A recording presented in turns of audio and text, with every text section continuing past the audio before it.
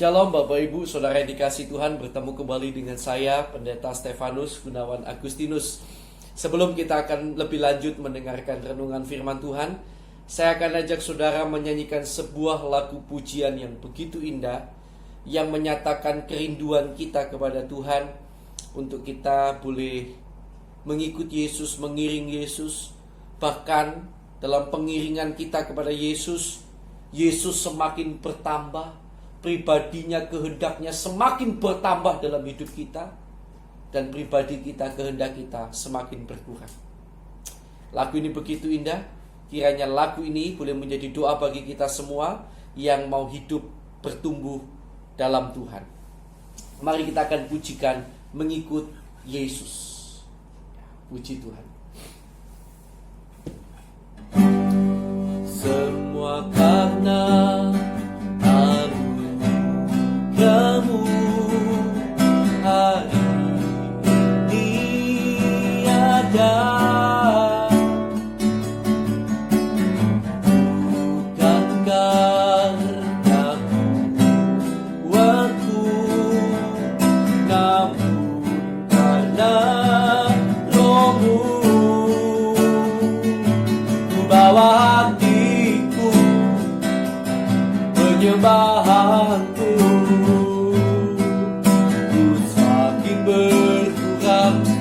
Yesus makin bertambah. Mengikut Yesus, itulah kesukaan hati. Ku lepas semua aku mengenal kehendaknya.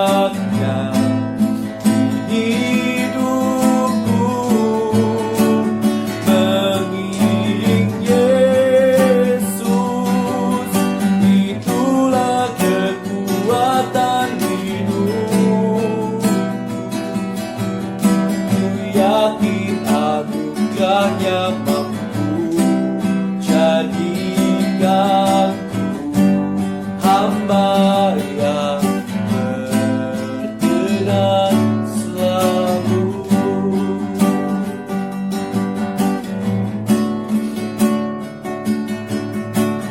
Semua karena anugerah-Mu hari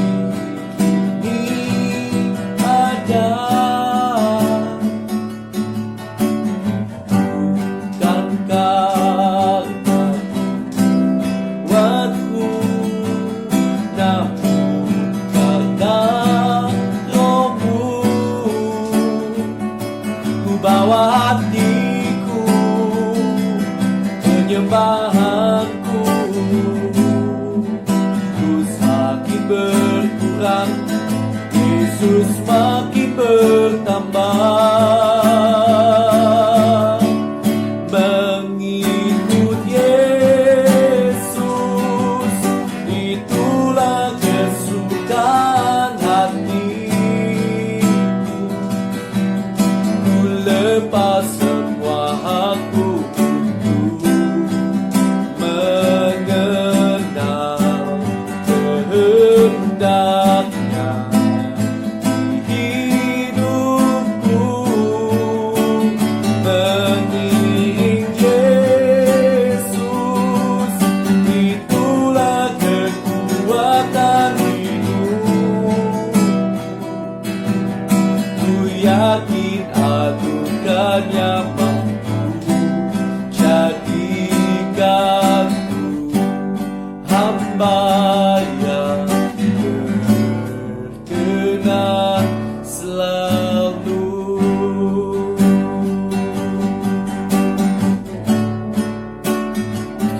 Haleluya.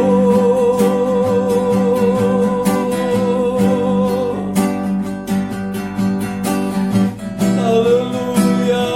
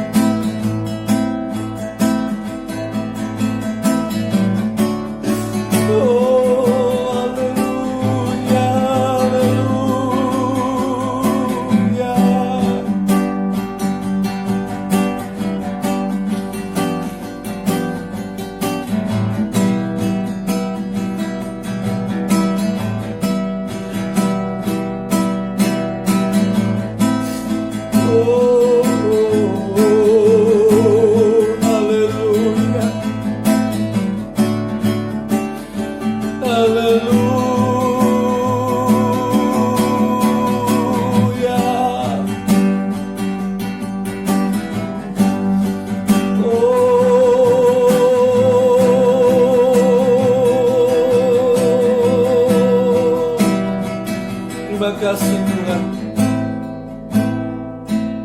Terima kasih Tuhan buat kesempatan hari ini. Kami bersyukur kepadamu. Kami sudah boleh memuji, memuliakan nama-Mu. Benar Tuhan, inilah kerinduan kami. Untuk kami boleh mengiring mengikut-Mu sampai akhir hidup kami.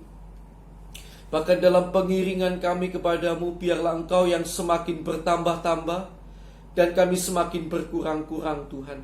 Biarlah Engkau yang semakin nyata dalam hidup kami. Kehendak-Mu, keinginan-Mu, pribadi-Mu itu yang semakin nyata. Dan kehendak, keinginan pribadi kami biarlah semakin berkurang-kurang. Terima kasih Tuhan, terima kasih. Kami mengucap syukur kepadamu. Kiranya Kau akan memberkati kami dengan kebenaran firman. Bahkan urapan Roh Kudus-Mu kiranya membuat kami mengerti kebenaran firman. Bahkan biarlah kami boleh menjadi pelaku-pelaku firman. Terima kasih Tuhan, berkati hamba-Mu yang akan menyampaikan firman maupun sidang jemaat yang akan bersama-sama mendengarkan firman. Terima kasih Tuhan, dalam nama Tuhan Yesus Kristus. Haleluya, amin. Puji Tuhan.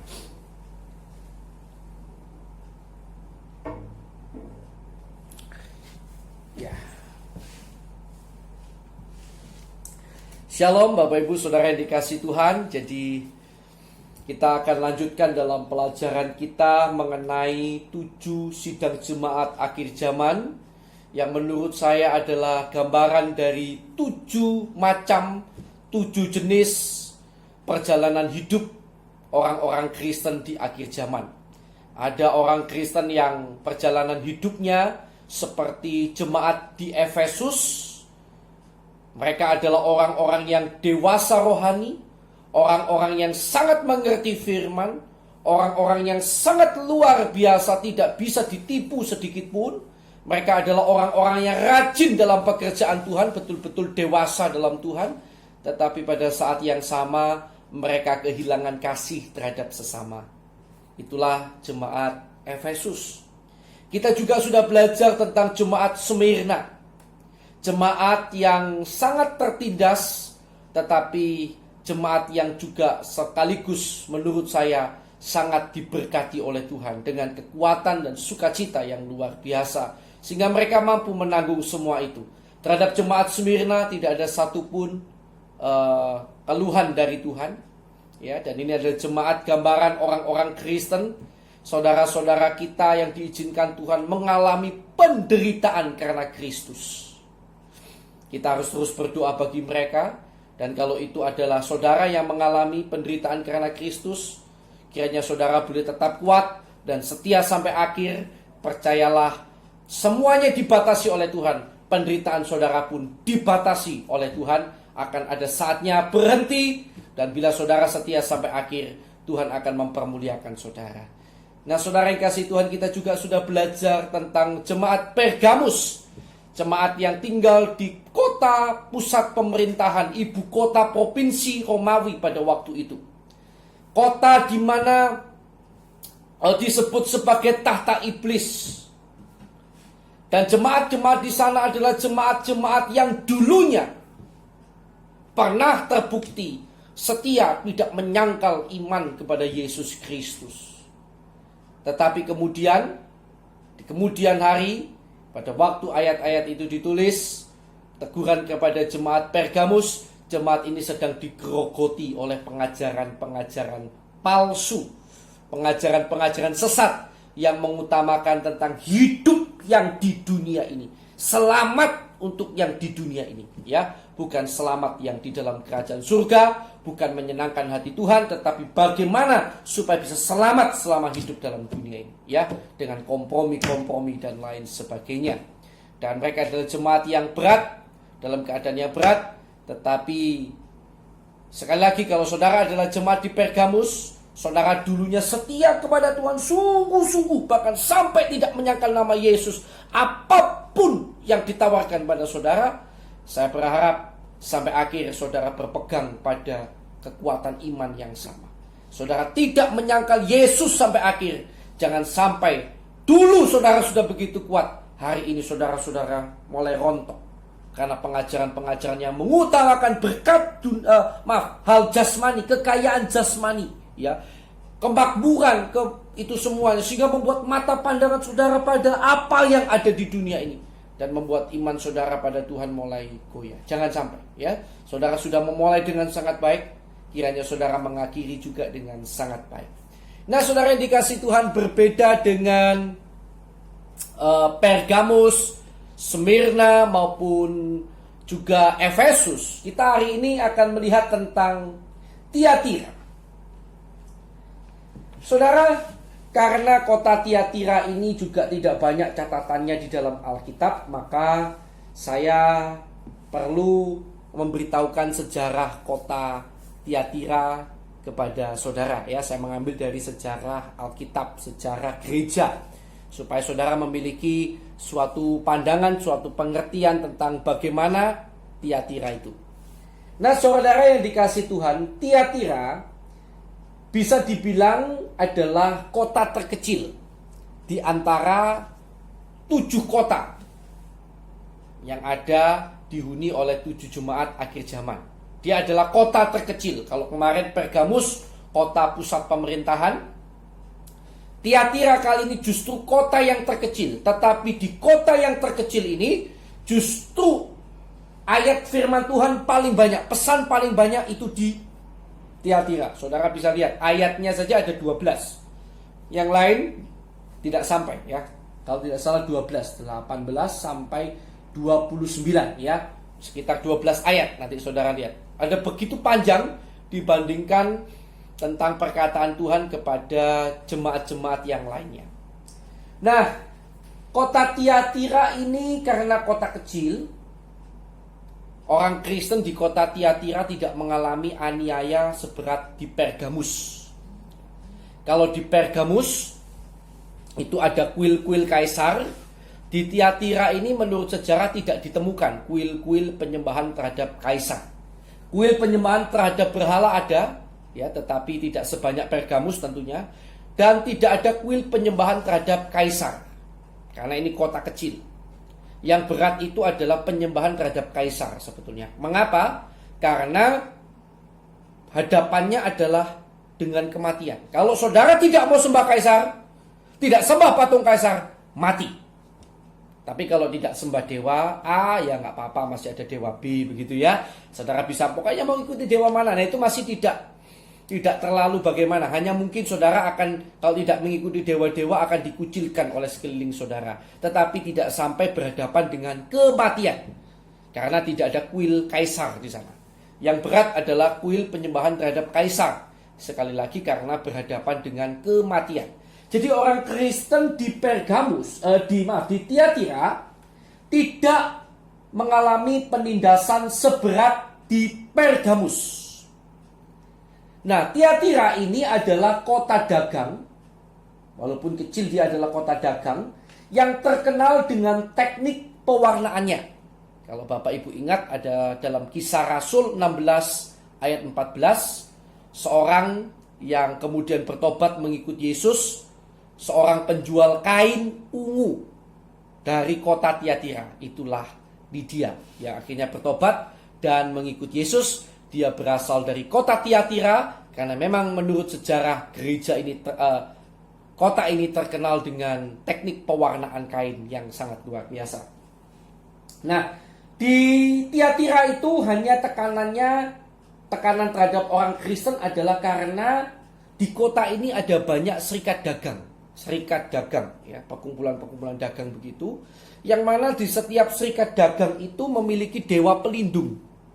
Jadi mereka mengikuti dewa, misalnya serikat dagang apa, makanan begitu ya, punya dewa pelindung apa. Nah itu, dan otomatis semua yang ada di serikat dagang itu harus menyembah dewa pelindung itu kalau mereka mau masuk dalam serikat dagang itu. Itulah tekanan yang ada di kota Tiatira.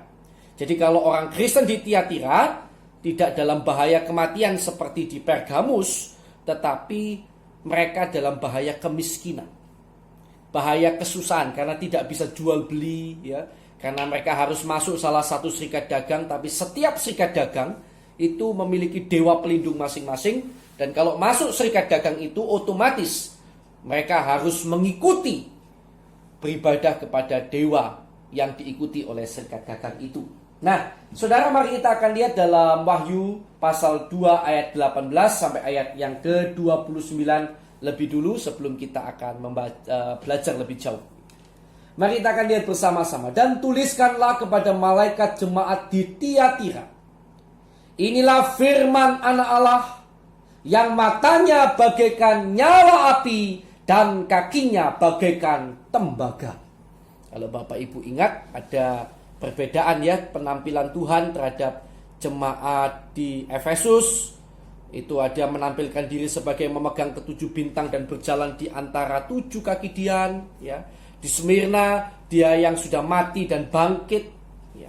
Kemudian kemarin kita juga lihat di Pergamus, ya. Dia menyatakan diri di Pergamus itu sebagai yang memakai pedang, ya, memakai pedang yang tajam dan bermata dua. Sekarang di Tiatira dia menyatakan diri sebagai firman Anak Allah yang matanya bagaikan nyala api. Kalau Bapak Ibu ingat Matius pasal 6 ayat yang Lukas 11 ayat 34 sampai 36 mengatakan bahwa mata itu adalah pelita tubuh. Kalau matamu baik, maka seluruh tubuhmu baik. Kalau matamu gelap, gelap itu seluruh tubuh. Ya, jadi matanya menyala bagaikan nyala api, menunjukkan Yesus mendatang sebagai pribadi yang terang. Matanya bersinar terang, seluruh tubuh terang, menyatakan terang yang bersinar. Dia datang sebagai terang yang bersinar, yang di dalamnya tidak ada kegelapan. Kegelapan tidak dapat bertahan di hadapannya. Dan kemudian dikatakan kakinya bagaikan tembaga. Tembaga di sini ditulis dalam kata kalkolibanon, dan ini hanya muncul 2 kali di dalam kitab Perjanjian Baru bahasa Yunani, hanya muncul 2 kali nih, kalkolibanon, sehingga kita susah mengetahui, ya, susah melihat ini maksudnya apa. Tembaga itu apakah tembaga yang sebenarnya atau tembaga yang dicampur logam tertentu, gitu maksudnya. Tembagakah yang dimaksud? Nah, ternyata kalkolibanon ini kemudian, ya, bisa kita lihat juga di dalam Daniel 10 ayat 6. Jadi dia menampilkan diri sebagai mata yang bernyala bagaikan nyala api, lalu kakinya bagaikan tembaga. Tetapi di dalam bahasa Ibrani, di dalam kitab Daniel yang ditulis dalam bahasa Ibrani, juga pernah Allah itu menyatakan dirinya sebagai pribadi yang seperti ini, mirip, kakinya tembaga. Nah, coba kita lihat saja Daniel 10 ayat yang ke-6. Ya, Daniel 10 ayat yang ke-6. Jadi dia matanya bagaikan nyala api, menunjukkan tidak ada satupun kegelapan atau dosa yang bisa bertahan di hadapannya. Dan kemudian juga menyatakan diri, ya, sebagai kakinya bagaikan kilau tembaga. Coba kita lihat Daniel 10 ayat 6. Bagaimana pandangan Tuhan pandangan Daniel pada waktu dia melihat Tuhan. Tubuhnya seperti permata Tarsis dan wajahnya seperti cahaya kilat. Matanya seperti suluh yang menyala-nyala, lengan dan kakinya seperti kilau tembaga yang digilap, dan suara ucapannya seperti gaduh orang banyak. Jadi tampaknya, kemudian saya teliti, yang dimaksud dengan wahyu sama dengan ini, ya. Ini sama karena ini adalah waktu itu Daniel melihat Tuhan, dan di kitab Wahyu Yohanes yang melihat Tuhan, sama. Jadi bukan sembarang tembaga sebetulnya. Ternyata tembaga yang digilap sampai mengkilap. Nah, tembaga yang digosok sampai mengkilap itu pada zaman itu digunakan sebagai cermin.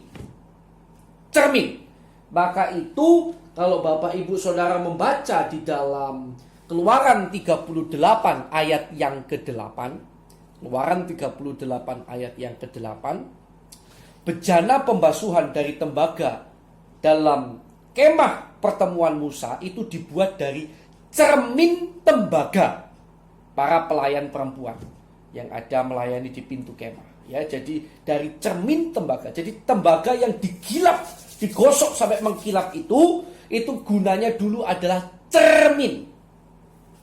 Kira-kira seperti itu. Jadi ketika bicara bahwa kakinya bagaikan tembaga, kalau kita lihat ternyata tembaga yang mengkilat, itu menunjukkan bagaikan cermin. Dia datang bagaikan memberikan sebuah cermin yang menyatakan segala dosa dan kesalahan.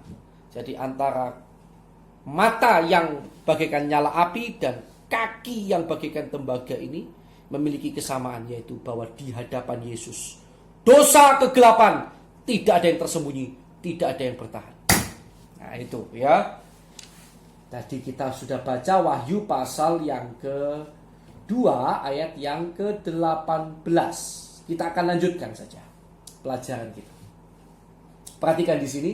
Aku tahu segala pekerjaanmu, baik kasihmu maupun imanmu, baik pelayananmu maupun ketekunanmu. Perhatikan, aku tahu segala pekerjaanmu, baik kasihmu maupun imanmu, baik pelayananmu maupun ketekunanmu. Aku tahu bahwa pekerjaanmu yang terakhir lebih banyak dari yang pertama. Bapak Ibu bisa lihat di sini, berarti gereja Tiatira adalah gereja yang sedang bertumbuh. Dikatakan pekerjaanmu yang terakhir lebih banyak daripada yang pertama, dari yang dulu. Jadi kalau jemaat Efesus jemaat yang rohani, tetapi kehilangan kasih yang semula, kehilangan kasih kepada sesama, jemaat Tiatira adalah jemaat yang rohaninya sedang menanjak. Kalau Pergamus sudah di atas, ya, dewasa rohani sampai disuruh menyangkal Yesus, tetap tidak bergeming, ya, padahal mereka tinggal di tempat tahta iblis, mereka pernah di sini, tapi kemudian sedang digoda untuk jatuh. Pergamus, ya. Smyrna juga rohaninya kuat, sehingga tidak menyangkal Yesus sama sekali, malah Yesus hanya berikan kekuatan untuk bertahan sampai akhir. Nah, Tiatira itu sedang growing church, gereja yang rohaninya sedang bertumbuh, jemaat yang rohaninya sedang bertumbuh. Maka itu dikatakan pekerjaanmu yang terakhir lebih banyak dari yang pertama. Ayat 20, tetapi aku mencela engkau, tetapi ada celaan, aku mencela engkau. Karena engkau, artinya jemaat Tiatira, engkau membiarkan wanita Isabel yang menyebut dirinya nabiah, mengajar dan menyesatkan hamba-hambaku supaya berbuat zina dan makan persembahan-persembahan berhala. Ya, Isabel ini kalau saudara ingat ada wanita lain yang bernama Isabel, ya, istri Raja Ahab. Kemungkinan ini adalah nama Isabel yang dimaksudkan di sini bisa jadi memang adalah nama samaran, bukan nama yang sebetulnya, tetapi sikapnya seperti Isabel pada zaman yang lalu, maka digunakan nama Isabel. Nah, tetapi saya tidak akan ajak saudara melihat tentang Isabel yang itu yang di Perjanjian Lama, karena di sini sudah cukup jelas tentang apa yang dilakukan oleh Isabel ini, ya, wanita Isabel yang disebut Isabel, yaitu mengajar dan menyesatkan hamba-hambaku supaya berbuat zina dan makan persembahan-persembahan berhala. Dan aku telah memberikan dia waktu untuk bertobat, tetapi ia tidak mau bertobat dari zinahnya. Lihatlah, aku akan melemparkan dia ke atas ranjang orang sakit, dan mereka yang berbuat zina dengan dia akan kulemparkan ke dalam kesukaran besar, jika mereka tidak bertobat dari perbuatan-perbuatan perempuan itu. Yang dihukum siapa? Yang dihukum adalah wanita Isabel yang mengajarkan pengajaran sesat ini dan para pengikutnya. Orang-orang Tiatira, jemaat Tiatira yang mengikuti ajaran sesat ini. Itu yang dihukum. Ya, kemudian kita lanjut. Ayat yang ke berapa ya? 23. Dan anak-anaknya akan kumatikan, dan semua jemaat akan mengetahui bahwa akulah yang menguji batin dan hati orang, dan bahwa aku akan membalaskan kepada kamu setiap orang menurut perbuatannya. Tetapi kepada kamu, yaitu orang-orang lain di Tiatira, ya, jadi jemaat yang bertumbuh ini ada dua di Tiatira, ada yang bertumbuh terus, sedang bertumbuh, tetapi yang ada golongan yang terkena ajaran Isabel. Yang lain, jadi yang sekarang ini, kepada kamu, yaitu orang-orang lain di Tiatira yang tidak terkena ajaran Isabel, yang tidak mengikuti ajaran itu dan yang tidak menyelidiki apa yang mereka sebut seluk-beluk iblis, kepada kamu aku berkata, aku tidak mau menanggungkan beban lain kepadamu. Tetapi apa yang ada padamu, peganglah itu sampai aku datang. Dan barang siapa menang dan melakukan pekerjaanku sampai kesudahannya, kepadanya akan kukaruniakan kuasa atas bangsa-bangsa, dan ia akan memerintah mereka dengan tongkat besi. Mereka akan diremukkan seperti tembikar tukang periuk, sama seperti yang kuterima dari Bapakku, dan kepadanya akan kukaruniakan bintang timur. Siapa bertelinga, hendaklah ia mendengarkan apa yang dikatakan Roh kepada jemaat-jemaat. Puji Tuhan. Jadi Bapak Ibu Saudara dikasih Tuhan, inilah perkataan Tuhan kepada jemaat di Tiatira. Saudara yang dikasih Tuhan, jadi kita lihat bahwa gereja ini memang dicela oleh Tuhan karena membiarkan adanya pengajaran sesat masuk. Tetapi menarik, sekalipun dicela, tapi Tuhan tidak hukum keseluruhannya. Perhatikan ya, coba saudara teliti lagi. Yang dihukum bukan keseluruhan jemaat, yang diancam bukan keseluruhan jemaat. Jadi di sini tentu saja menurut saya bukan bicara tentang bahwa kamu harus menasehati orang, kamu harus menghakimi atau bagaimana, bukan. Tetapi seolah-olah Tuhan itu menurut saya menyadari bahwa jemaat di Tiatira itu adalah jemaat yang rohaninya sedang bertumbuh. Mereka bukan jemaat yang sudah dewasa, tetapi yang sedang bertumbuh, gitu ya. Beda dengan jemaat Efesus yang sudah dewasa rohani, bisa langsung bedakan. Mereka nggak bisa, karena itu mereka tidak tahu, mereka mungkin belum tahu yang mana sih yang wanita yang pengajaran yang sesat itu, mereka belum terlalu bisa bedakan. Dan itu saya lihat dimaklumi oleh Tuhan. Mengapa saya bisa bilang dimaklumi oleh Tuhan? Jelas Tuhan tidak ancam hukuman terhadap mereka semuanya. Baik yang melakukan, tidak melakukan diancam. Mungkin yang melakukan ya kamu salah, yang tidak melakukan kamu tetap salah karena kamu tidak menasehati mereka. Tuhan tidak bilang begini, karena kamu tidak menasehati mereka maka aku akan hukum. Enggak ada. Yang dihukum jelas. Yang dihukum adalah pengajar sesat itu dan orang-orang yang mengikuti pengajaran sesatnya. Sedangkan kepada bagian yang tidak mengikuti, yang gereja makin bertumbuh tapi tidak mengikuti ajaran sesat ini, maka Tuhan berkata, ya, aku gak mau tanggungkan beban lain. Aku gak mau tanggungkan beban lain. Peganglah apa yang ada padamu. Lakukan terus sudah. Bertumbuhlah terus. Kira-kira begitu. Yang ini bertobat. Kalau lu gak bertobat, gua hukum. Kalau yang ini, dah aku gak mau tanggungkan beban lain. Lanjut aja dah. Kira-kira seperti itu ya. Jadi ada dua golongan di jemaat Tiatira waktu itu, yaitu golongan sama-sama bertumbuh rohaninya, tetapi yang satu kena ajaran sesat, yang satu tidak. Yang satu kena ajaran sesat harus tobat. Kalau tidak segera tobat akan dihukum oleh Tuhan. Tapi kepada yang satu tetap aja sudah jalan semakin bertumbuh. Dan sekali lagi saya bilang dimaklumi oleh Tuhan, karena mereka adalah jemaat yang masih bertumbuh imannya dalam Tuhan. Nah saudara yang dikasihi Tuhan, apa yang membuat Isabel itu penyesatannya sangat berat sekali? Kalau kita lihat Isabel ini tadi dalam ayat yang ke-22, mereka membujuk untuk berbuat zina dan makan makanan persembahan berhala. Apa masalahnya di sini? Apa masalahnya di sini? Ajaran Isabel ini apa masalahnya? Jadi gini saudara, penyembahan tadi kan saudara ingat ya, di Tiatira ada banyak serikat dagang, dan setiap serikat dagang itu punya dewa pelindung. Kalau ikut serikat dagang itu harus menyembah dewa pelindung itu. Nah, setiap penyembahan berhala pada waktu itu umumnya ada pelacuran bakti. Jadi melacur di hadapan patung dewanya. Saya tidak tahu untuk apa. Bisa jadi juga untuk mungkin nanti dengan pelacuran bakti di depan patung dewa itu mendapatkan uang, lalu uangnya dipersembahkan kepada berhalanya atau gimana ya. Tapi yang jelas ada pelacuran bakti.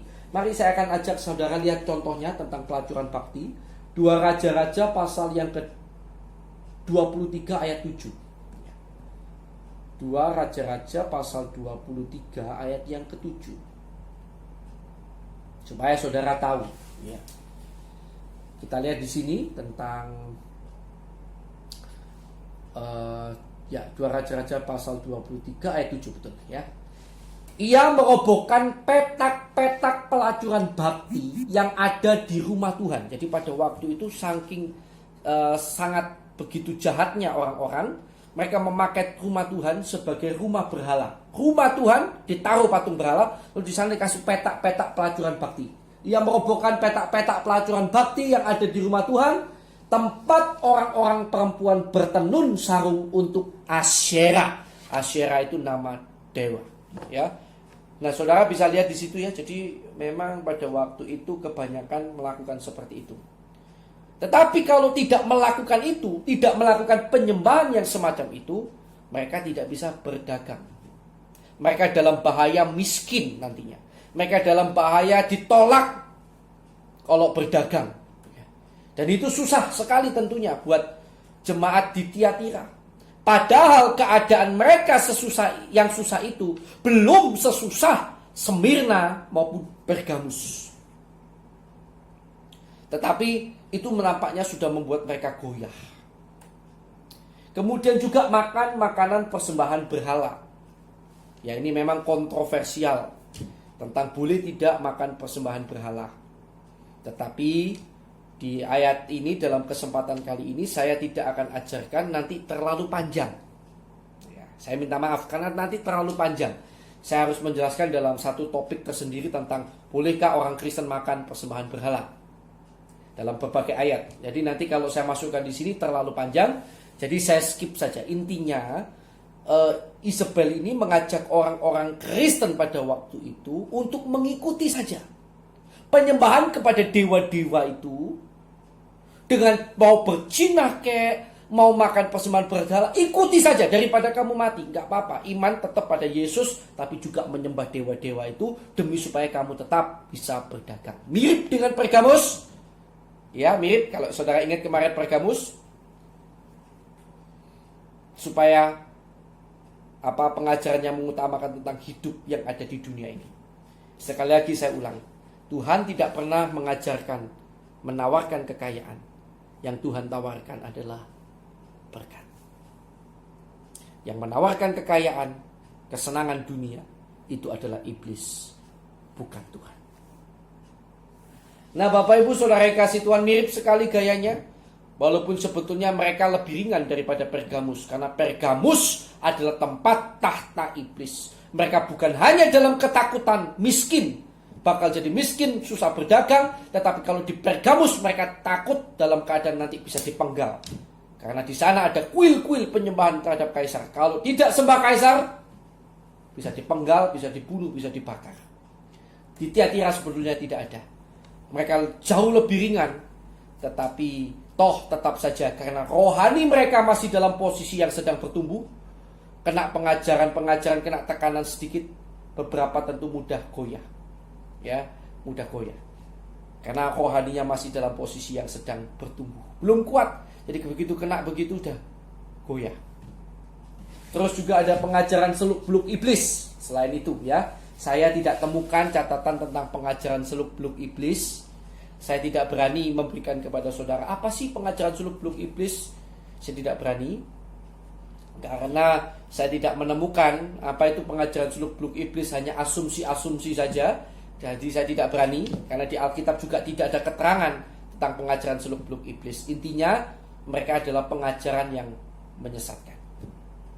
Nah, karena jemaat Tiatira ini jemaat yang sedang bertumbuh, bahaya pengajaran sesat masuk ini mereka lebih rentan.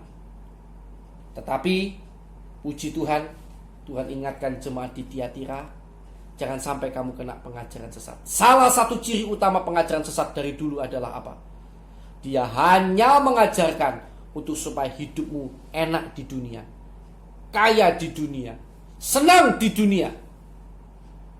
Bukan mengajarkan bagaimana engkau menjadi hidup yang diberkati Tuhan. hidup yang menyenangkan hati Tuhan.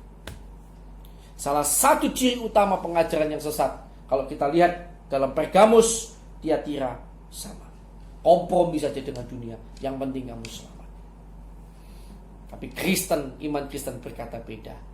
Lebih baik kita mencari kesenangan Allah daripada kesenangan manusia. Kalau aku masih mencoba berkenan kepada manusia, maka aku bukanlah hamba Kristus, kata Rasul Paulus dalam Galatia pasal 1 ayat yang ke-10. Ya. Puji Tuhan. Jadi kita harus tetap mencoba berkenan kepada Tuhan. Dan mungkin ada di antara saudara yang hari ini tergolong sebagai jemaat Tiatira, yaitu orang-orang yang rohaninya sekarang sedang bertumbuh. Saudara sedang dalam posisi sedang berusaha mengenal Yesus, sedang dalam posisi mencari Yesus, berusaha mengenal Yesus. Saudara sedang bertumbuh dalam posisi yang bertumbuh. Ada bahaya yang mengintai saudara, yaitu bahaya penyesatan. Saudara, kalau saudara termasuk orang-orang Tiatira, yaitu orang-orang yang rohaninya sedang bertumbuh, kalau saudara sekarang terkena pengajaran-pengajaran yang menyesatkan, yang membuat mata rohani saudara terikat kepada dunia, bukan terikat kepada Tuhan, cepat bertobat. Tapi kalau engkau hari ini bertumbuh masih tetap dengan baik tanpa tergoda oleh ajaran-ajaran sesat itu, imanmu, matamu tetap memandang kepada Tuhan, lanjutkan. Teruslah bertumbuh, karena kepadamu tidak diberikan beban lain oleh Tuhan, kata Tuhan. Ya, lanjutkan saja. Pegang sampai akhir.